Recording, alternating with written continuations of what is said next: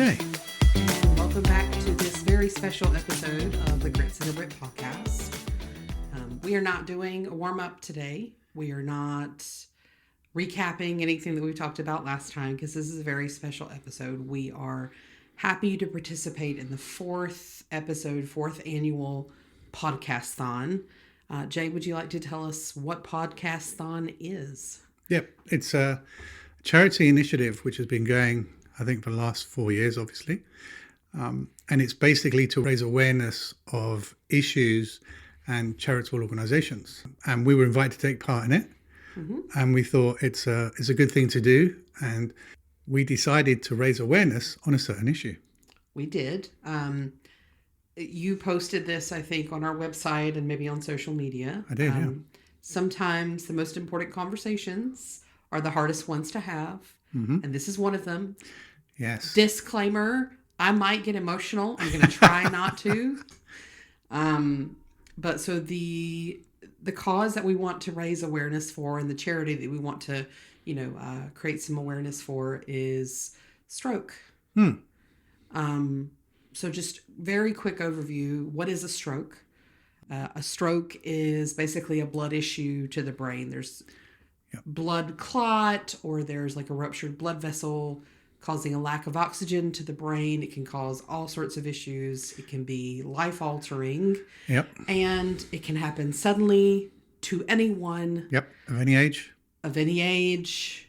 And it's really important to recognize the symptoms and to act quickly. That's one of the biggest things you can do is to react quickly. Yeah. Basically, the quicker you act, the more of the person you save. Yes. So I think we read that somewhere, and it's very true. I think the faster you act, the more of the person you save, because it can alter lives in an instant.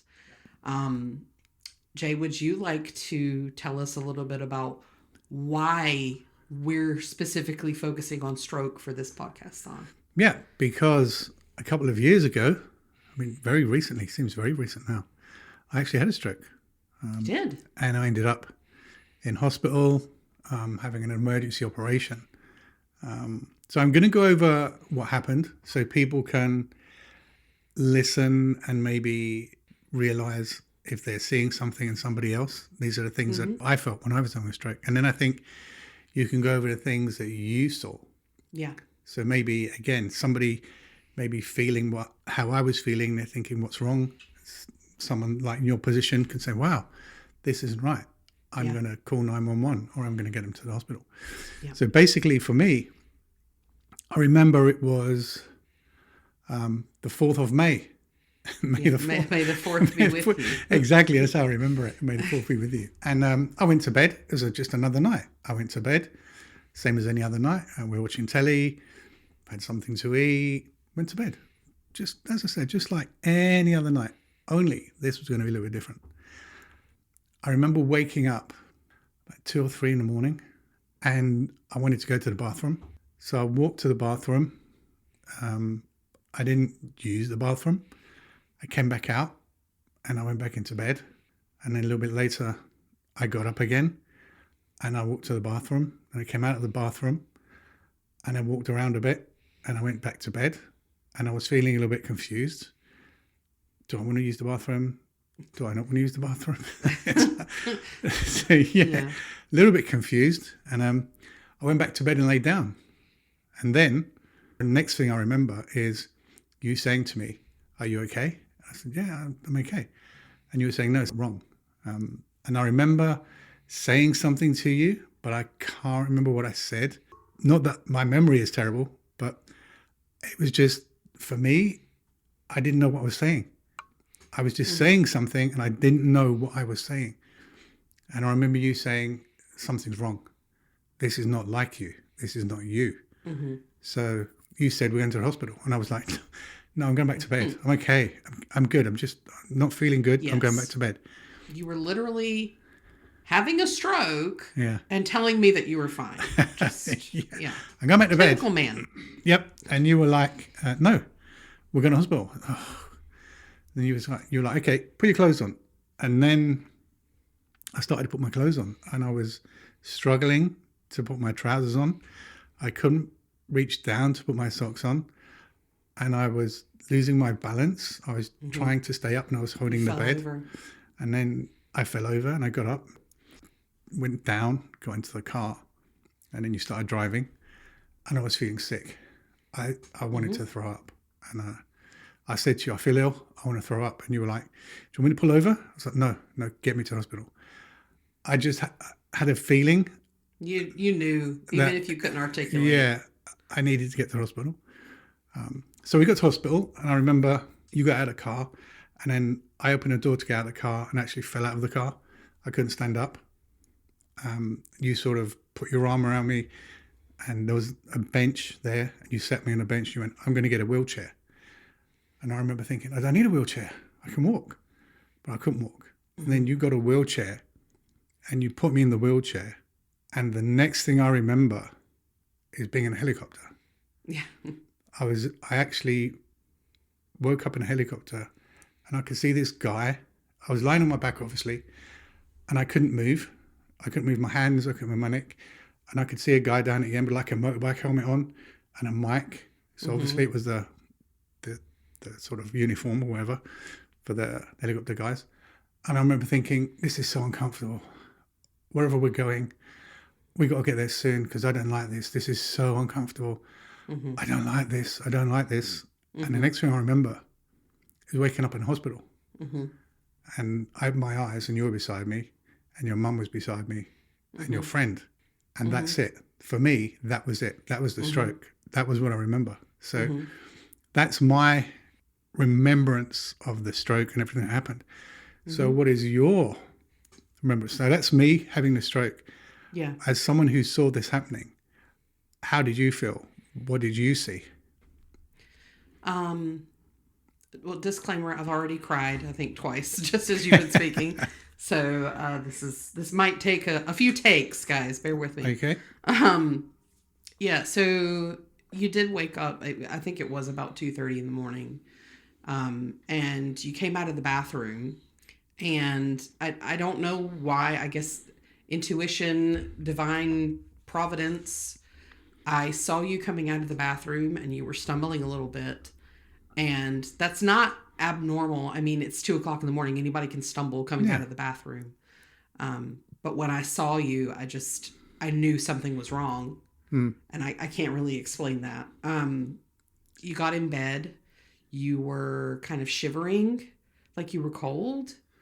I remember that. Yeah. Yeah. Now you say, I remember saying it's really cold. I'm cold. It's really cold. Yeah. I was like, what's wrong? It was May. You know, it's May. It's not I remember cold. that. Yeah, I remember that now. You were shivering and you would have this occasional like outburst, like it wasn't a word.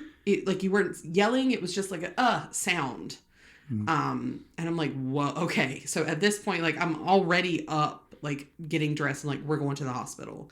And you're arguing with me. No, I'm fine. Give me 5 minutes. Like, I'm fine. You know, I'm like, okay, I'm going to give you a few minutes. But, you know, I stayed up. I stayed alert. I kept asking you questions. And like you said, you got up and went back to the bathroom. And I followed you into the bathroom like a good helicopter wife. Because I was like, what is wrong with you? And you didn't go to the bathroom. You just came back. I'm like, what? Whoa, what are you doing? So I actually kind of stopped you at that point. Like you were standing against the wall and I kind of stopped you and I was like, what's going on? Are you feeling okay? And you said, my head. And I was like, what's wrong with your head? Is your head hurting? You just like stopped mid-sentence. And I was like, you know, is your head hurting? Do you feel like you have a fever? You know, what is it? And you just kind of stared off into the distance and got lost a little bit. And then you looked back at me and you were like, can I help you? And I'm like, okay, yeah, this is not normal. This is not my husband. So then I explained, I was like, you just said your head. You're like, I did? I was like, yes, you told me that your head. What's wrong with your head? And so at this point, I'm like, that's it. Get dressed. We're going to the hospital. I'm looking up signs of stroke. I mean, I had stroke in my mind, but I was like, no, I'm not seeing like the classic symptoms. Could it be having an aneurysm? Like, I don't know what's happening. That's a good point. You mentioned classic symptoms. Yeah. Symptoms? I can't even say it. The classic stroke symptoms. There are classic symptoms. And a lot of people know that kind of fast thing, face, arms. Face, arms, speech, time. Yeah. And yes. I'd heard of that, obviously, Yeah. before this. And I thought, yeah, you have to have all of those things. If your face is drowsy, drooping, if you can't lift your arms, if your speech is then all these things, you're having a stroke. It's not all of these things. It's any one of these things can point to a stroke. And that's what people need to realize. Yes. Any one of these things can point to a stroke. So if you see somebody, don't think, oh, his speech is a bit slurred, but he may just be tired. Yes. He's not sort of, he can lift his arms. It's okay. Right. Everything's else okay. Get that person to the hospital. Yes. Get that person to the hospital. And I would add as well, those aren't the only symptoms. Yep. Because what I was seeing confusion, and that is a symptom, but it's not in that, acronym. It's the face, arm, speech, time is sort of the classic, like that is a stroke. You can tell immediately, but there are other things, confusion, loss of balance.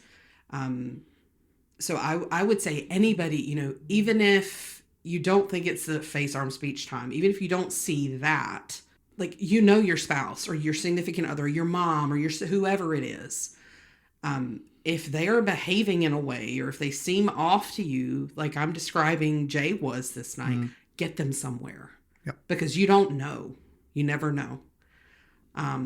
That would be the one thing I would want someone to take away from this is get them somewhere. Know people's baselines. I knew that you trailing off mid-sentence, like I said, that was not you. Trust yourself and don't let certain people talk you out of taking them to the hospital if you really know that they need to go. Yep. Okay. Good. So to carry on with your story, because I interrupted you there. Sorry. Oh no, that was a very called for interruption. I think. Okay. Yeah. So I mean, just kind of what you were saying. I helped you get dressed. You did fall over trying to get dressed, so I helped you get dressed.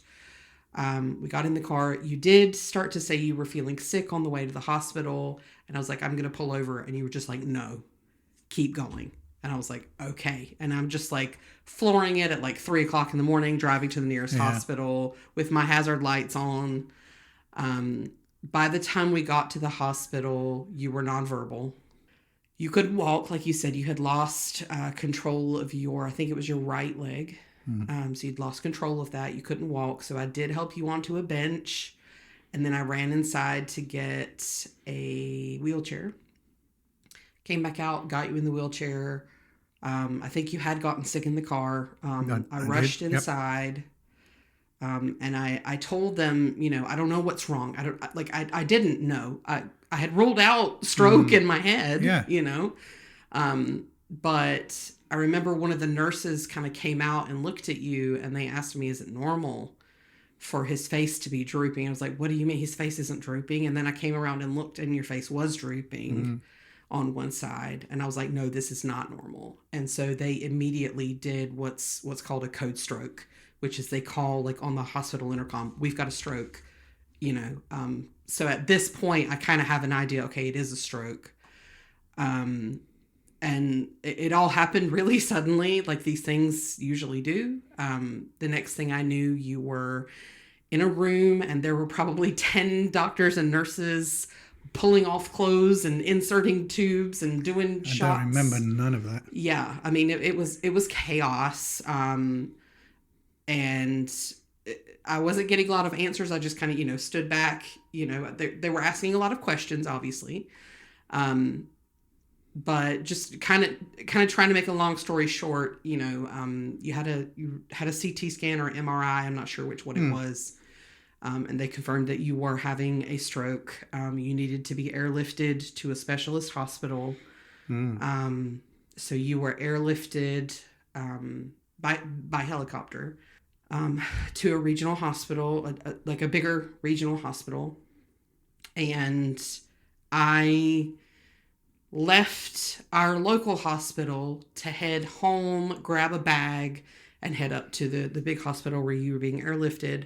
And before I could even, get 10 minutes down the road, you were already there because you'd been airlifted. You were already there. And I was getting a call from the doctor. He needs to have a surgery right now.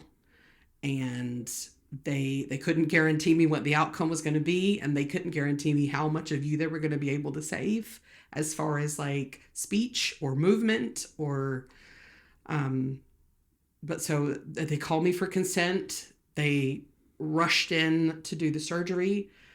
I called your brothers back in the UK. UK. Yeah. And they started scrambling to get flights and get over. Yeah. My mom and I headed up to see you.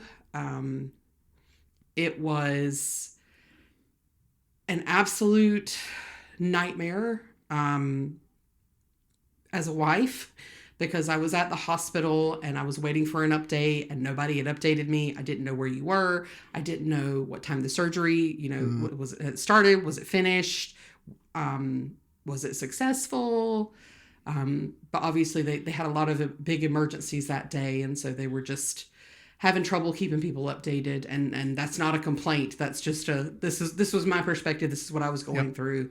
My mom was with me. My friend was with me like she has always been my entire life. Yep. She was there with me all day. One of my cousins, I think, stopped by. Everybody that we know was alerted to be, on the lookout and praying and sending good vibes. So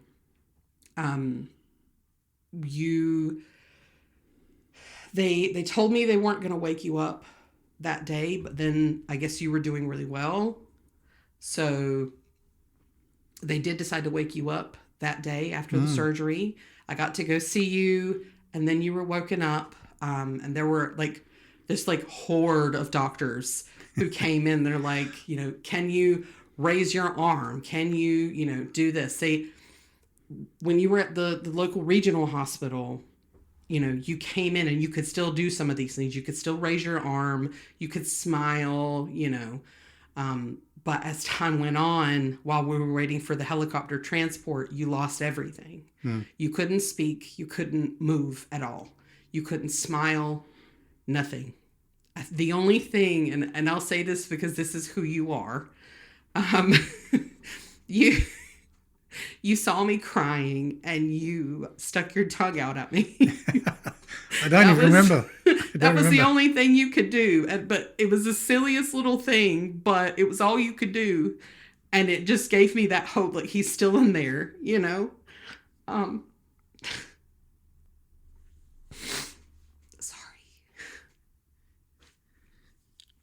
So when we were at the big regional hospital, when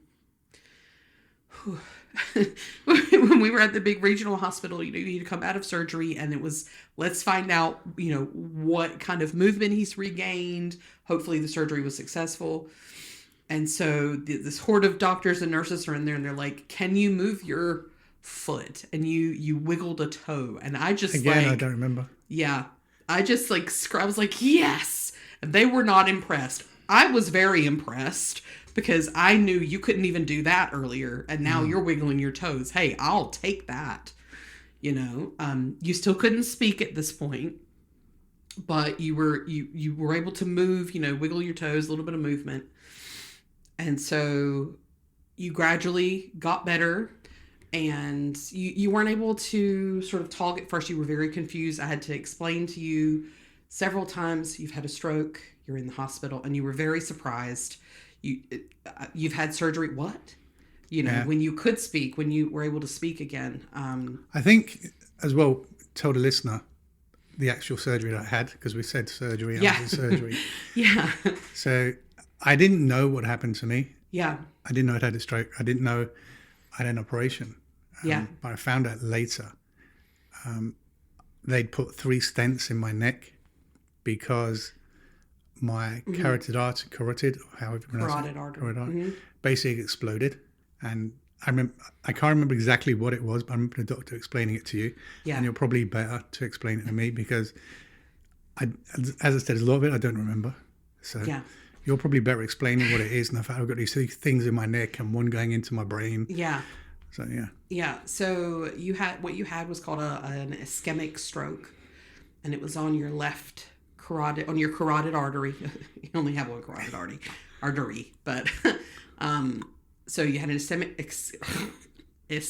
stroke on your carotid artery, and they did have to go in and put stents in. One of them is in your brain.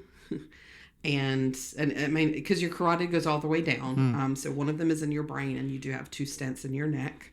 My understanding is that I guess you had a blood clot, but somehow that blood clot caused your, like the walls of your artery to just kind of like peel away, which sounds horrible. And it was. But I mean, they were in surgery for several hours. It was very successful.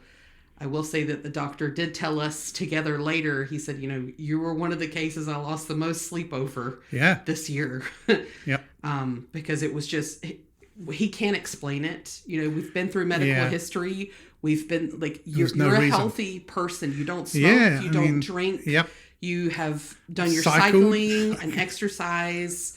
And even the doctor said nothing in your family history, nothing that I'm seeing explains what I saw. Even now, like a few years later, we even still now, don't know. We don't know. Again, it can happen to anyone at any time.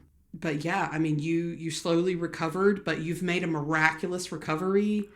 It is a process. I remember recovering, waking up in hospital. And I remember like seeing you, and like, where am I? Yeah. And I said, well, what's happened to me? And you explained that you've had an operation. They put 3 stents in your neck. And I was like, because all I could think of was, oh no, I'm going to look like Frankenstein. There's going to be big marks on my neck. And oh no. But I realized later, they actually went in at my groin. They pushed a tube up from my groin and pushed the stents up from there. Yeah. So there's no marks on my neck. Yeah. You have no marks, anybody looking at you would never know that you've had a stroke. Never. Anybody hearing you speak would never know you've had a stroke. You do have a few memory issues. Yeah. I think what took the longest was the memory. Yeah.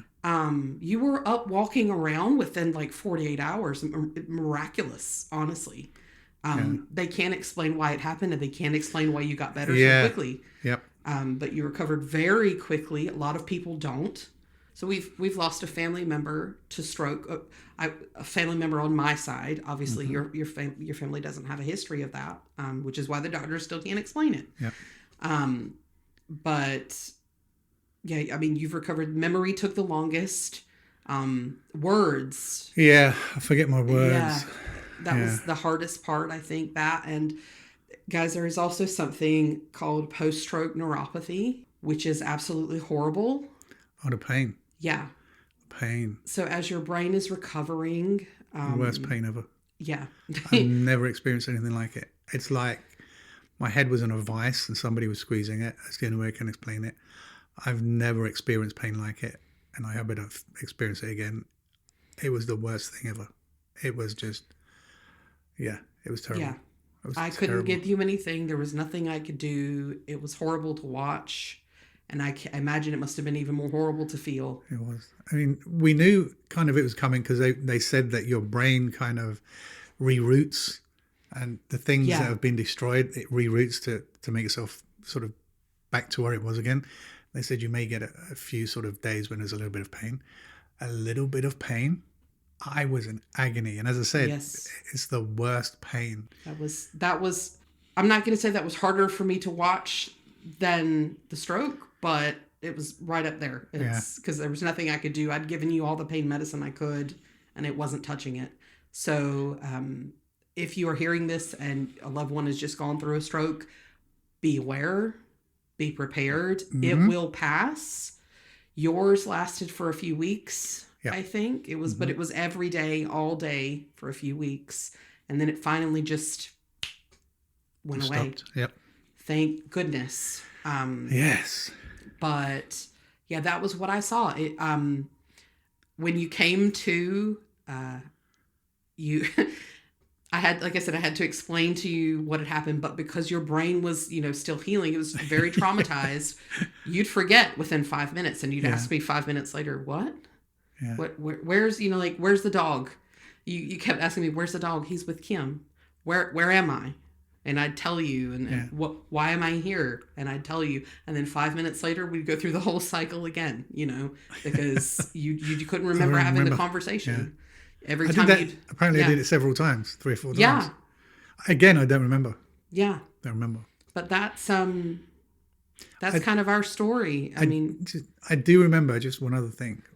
When I woke up and your mum said to me, "Can I get you anything?" And the first thing that came to my mind was, a Big Mac, large fries, and apple pie. Yes.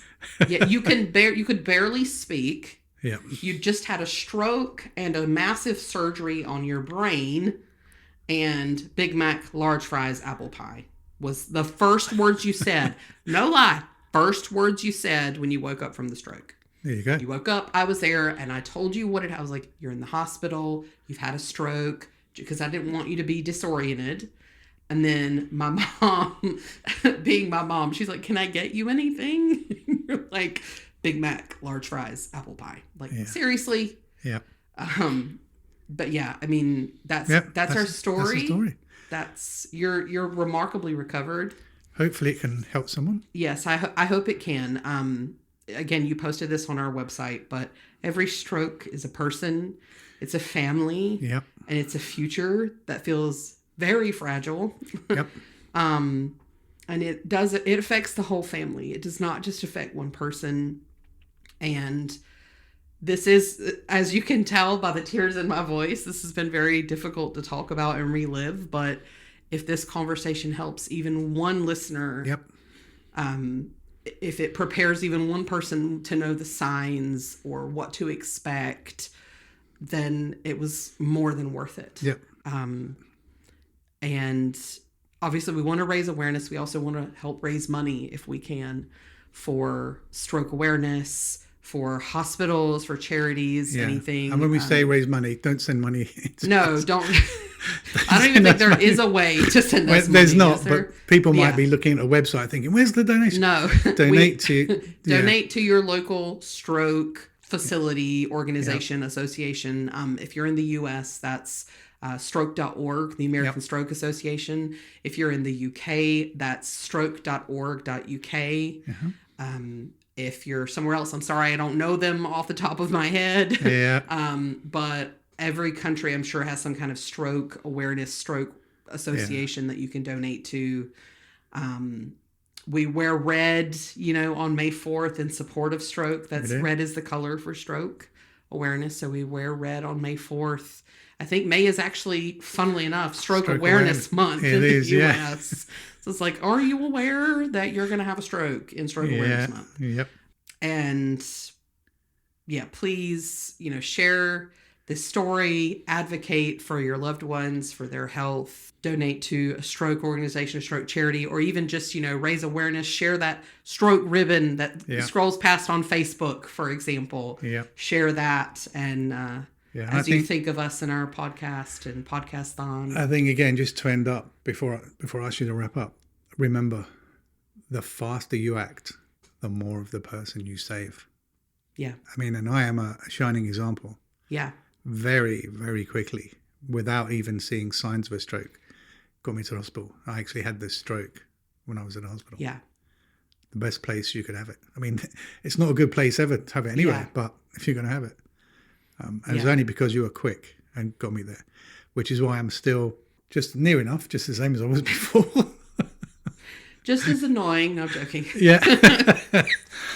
That's how you know I'm still the same. Yeah. Just as annoying. Yeah. Okay. So with that, wrap up. I think that's it. Yeah. I do want to leave on a lighter note. I do want to say one last thing. So there's something called aphasia that happens sometimes when people have a stroke.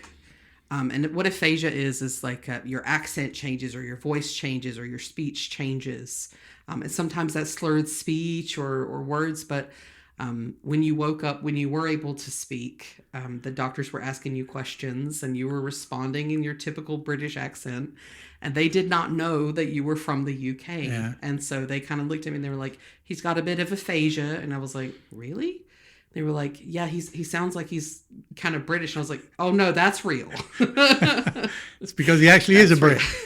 he's from London. He is a Brit. Yeah. That's real. That's excellent. I forgot about that. Yeah. So one shiny moment. Yeah, a humorous example. Yeah, That's bringing a good way it back to finish. the Brit and American Excellent. culture there at the end for a little laugh to lighten the mood. But yeah, that wraps up our special episode for Podcasthon. If you enjoyed it, please feel free to go to podcasthon.org to see other charities that other podcasters have released podcasts for this week. Again, please donate, share awareness, visit, stroke.org, stroke.org.uk for symptoms and signs that you can look at, how you can be an advocate or support groups you can join. You can always reach out to us on Instagram. We're happy to help, share any insights or tips, do anything we can. And I think that's it.